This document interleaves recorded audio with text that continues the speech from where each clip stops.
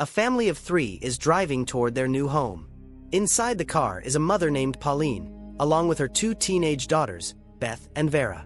Beth quietly reads a story she has written, while Pauline listens as she drives.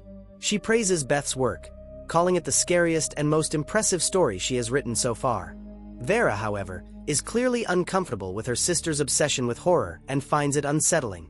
Suddenly, the loud siren of a candy truck blares as it pulls up beside them. A shadowy figure inside waves enthusiastically. Pauline and Beth wave back with smiles. Vera also waves, then abruptly makes an obscene gesture as the truck drives away into the distance. Not long after, Beth buys a sandwich at the convenience store and pays a busy store owner on the phone. The store owner compliments their vintage car, and Beth explains that they've moved into town because her Aunt Clarice recently passed away and left them a house. While browsing the shelves, Beth flips through several horror books and notices the same candy truck passing by outside. She then sees a newspaper headline reporting that an entire family was murdered.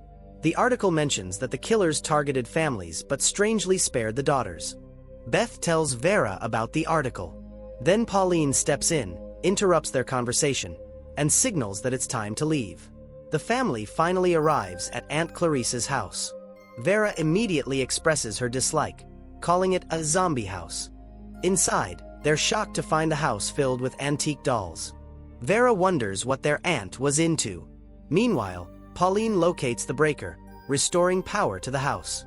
As they unpack in their rooms, Beth notices a strange mirror, dismissing it as a decorative puzzle box. Curious, Vera approaches her, and together they open a cabinet, only for a doll to suddenly pop out, frightening Vera and sending her storming out of the room. Later, while organizing her horror books, Beth notices blood on her hand and panics, calling out for her mother. Pauline realizes Beth has gotten her first period and gently reassures her that everything is fine. Vera, however, reacts coldly and shows no sympathy. That night, Pauline accompanies Vera outside after noticing her unease. Vera questions why Beth writes such terrifying stories when she's so easily frightened, insisting that Beth should be discouraged from dwelling on dark fantasies. Pauline brushes off her concerns, assuming Vera is just acting out. As Pauline walks back inside, Vera curses under her breath and flips her off from a distance. At that moment, a pair of headlights shines toward Vera. Unaware of it, she turns and goes back inside, leaving the door partially open. Through the doorway, the candy truck can be seen parked outside. Vera rejoins the family and orders Beth to go to her room. Soon after, they hear a faint creaking sound but choose to ignore it. Pauline heads downstairs to store some boxes when her phone rings. As she answers the call, a large man suddenly slams her into the wall and knocks her unconscious. The man wanders through the house, sniffing the dolls. The sisters spot him and try to run, but he catches them, dragging them by their hair as they scream. He pulls them down into the basement. The man lifts Beth, notices the blood on her, recoils in disgust, and lets her go.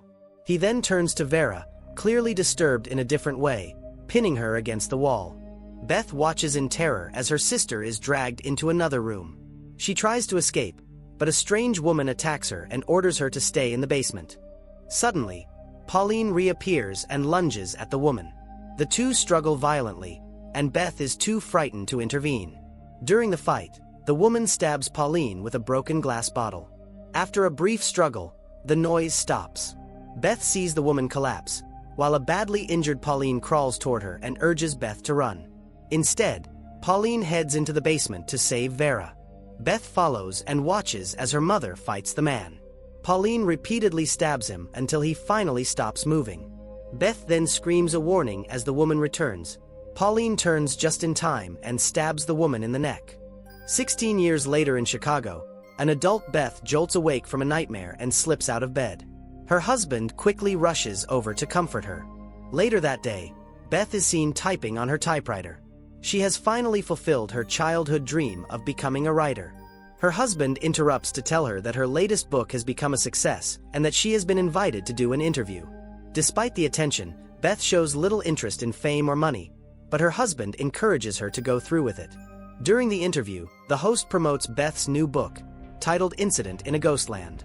Beth explains that she wrote the story as a tribute to her family.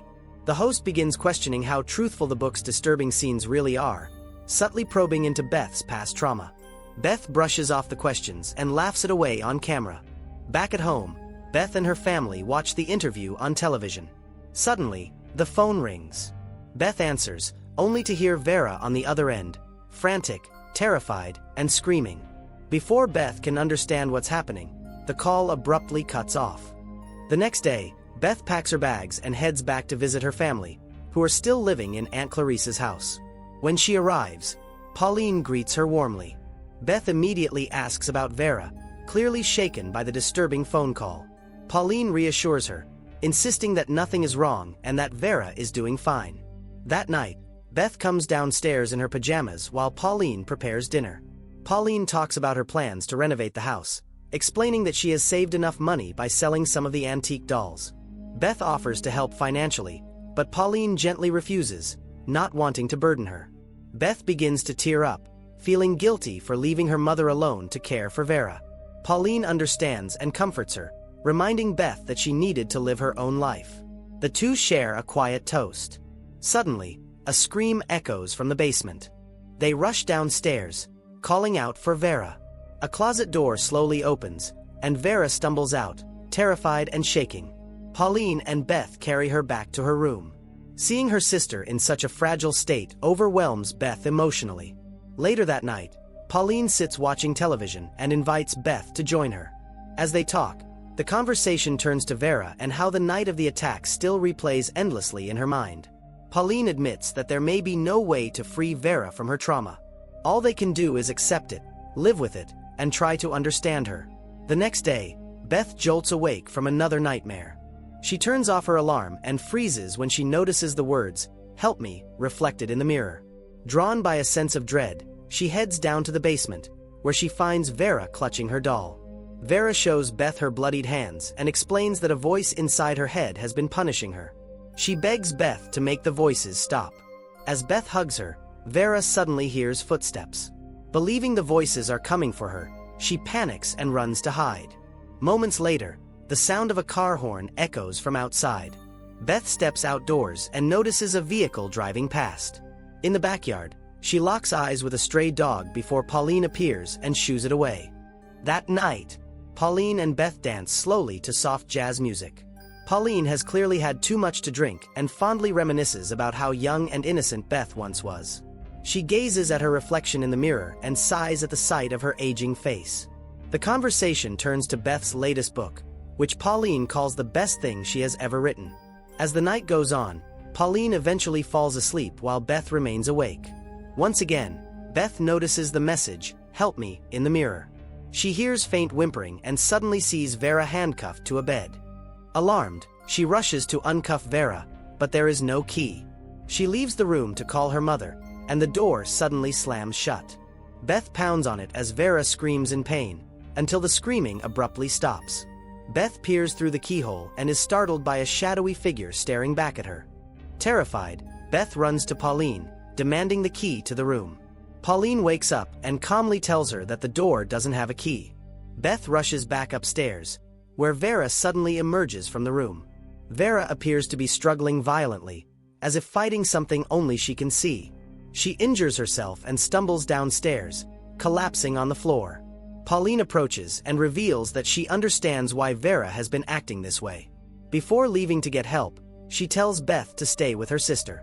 When Beth goes back inside, she sees Vera heading toward the basement. The door behind Beth slams shut. Beth tries to talk to Vera through the door, but a voice suddenly whispers that it's Beth's turn to be broken, just like her sister. Along the hallway, Beth envisions the man from the past dragging Vera away. Beth feels relieved, realizing it was only her imagination. Hours later, Beth waits for her mother to return. She eventually falls asleep, only to be awakened by dogs barking outside. Hearing the front door open, Beth assumes Pauline has come back. Before she can confirm it, a mysterious figure attacks her from behind. Beth struggles and eventually wakes up, injured and disoriented. She staggers to the mirror and sees the bruises covering her body. Panicked, she calls out for her mother, but there is no response. Hysterical and crying, Beth makes her way down to the basement to find Vera. She confronts Vera, asking what she did to her. Vera insists that the voices were responsible for Beth's injuries. Beth lashes out, calling her sister unstable. Vera strikes Beth and screams at her to stop running from reality. Inside Beth's mind, she relives the night of the attack. Vera convinces her that their mother died that night. Beth breaks down, screaming and crying as she finally accepts the truth. As the realization settles in, Beth's imagined adult life collapses. She snaps back to reality and understands that her successful future was only a hallucination. In truth, Beth and Vera are still teenagers, still trapped inside their aunt's house, and still being held captive in the basement. The family Beth imagined never existed. And once again, reflected in the mirror, is the same haunting message. Help me! Later that night, Vera eats cheerfully, happy that her sister is finally back. Beth, however, remains silent and refuses to eat. She admits that she resents Vera, believing her sister ruined the life and future she dreamed of. Hurt by Beth's words, Vera has no defense and can only hug her. The next morning, Vera wakes Beth in a panic as she senses the woman approaching. She quickly hides Beth inside a cabinet and warns her not to move or make a sound if she's discovered. After kissing her sister goodbye, Vera shuts the door. Moments later, the basement door opens, and footsteps draw closer. The woman eventually finds Beth. Beth struggles, forcing the woman to knock her unconscious. Later, Beth wakes up dressed and styled like one of the dolls. The woman applies makeup to her, preparing her for the man. They enter a room filled with dolls, and Beth is seated among them as the woman leaves. Before the man enters, Beth discreetly pulls a sharp object from one of the dolls and hides it in her hair. The man limps into the room, moaning as he inspects the dolls arranged for him. He picks one up and begins handling it roughly, becoming enraged when it makes noise. He destroys it, then turns his attention to Beth. He lifts her by one leg and inhales her scent, causing Beth to scream. He strikes her and prepares to hurt her further, but a falling doll distracts him. Seizing the moment, Beth grips the hidden object and stabs him. Disoriented, the man collapses into a pile of dolls. Their voice boxes activate, mocking him, which sends him into a rage as he tears them apart. When he finally calms down, Beth quietly sneaks past him and escapes the room. She reaches a door and tries to open it, but the woman is on the other side. The man catches Beth and drags her back, forcing himself on her again. Beth manages to grab a typewriter and strikes him repeatedly, knocking him unconscious. Beth reaches the door once more but hesitates when she hears movement. A hammer suddenly crashes through from the other side as the woman begins breaking in. Beth throws the typewriter out the window. When the woman finally enters and looks outside, Beth is nowhere to be seen. She leaves to search the house. Beth is hiding inside a puzzled box. She notices the man beginning to wake up as a doll beside her starts laughing. Beth muffles it until the sound stops. Once it's quiet, she escapes and runs downstairs. Outside, she sees the woman searching.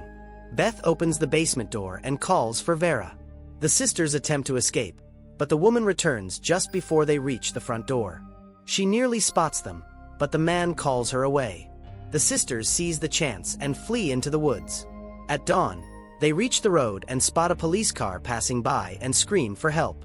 The officers hear them, spot the sisters, and quickly reverse to approach. Vera warns them not to touch her, and the female officer gently reassures her that they are safe now. The officer reports the situation and runs back to escort the sisters, but the woman suddenly opens fire, shooting both officers. The sisters can only scream in horror. Inside the truck, Vera desperately bangs on the window while Beth appears completely defeated. As they are taken back to the house, Beth retreats into her fantasy world once again. In her hallucination, Beth attends a party where she sees her mother alive. They exchange kind words before separating. Beth sits alone until she notices her imagined family and waves to them. A man sits beside her, H.P. Lovecraft, her idol. He praises her latest book as a masterpiece, leaving Beth speechless. After their brief conversation, Beth suddenly spots Vera at the party, looking lost. She follows her upstairs and finds Vera trapped inside a room, pounding on the door and screaming for help. Pauline tries to stop Beth, but she refuses to abandon her sister. Beth chooses to face reality and runs toward the door. Back in reality, the man attacks Beth, choking her until she nearly loses consciousness. A doll's laughter distracts him. Enraged, he quickly approaches the doll, giving Beth a chance to break free. She rushes to Vera, slams the woman's head against the floor, and fights her desperately. The man charges at them but is shot from behind by a police officer. The woman rises but is also shot due to her threatening movements. The sisters cling to each other as they are finally rescued. They are taken away on stretchers, forever marked by what they endured. Beth tells Vera that she loves her. As Vera is placed into an ambulance, Beth sees the killer's bodies being loaded inside the car. Through the house window, Beth imagines her mother pointing toward her typewriter outside. Inside the ambulance, a paramedic tries to lighten the mood and asks Beth about her interests. Beth quietly replies that she likes to write stories, turning trauma into the only escape she has ever known. If you enjoyed this video, like and subscribe for more movie recaps like this. Thank you for watching.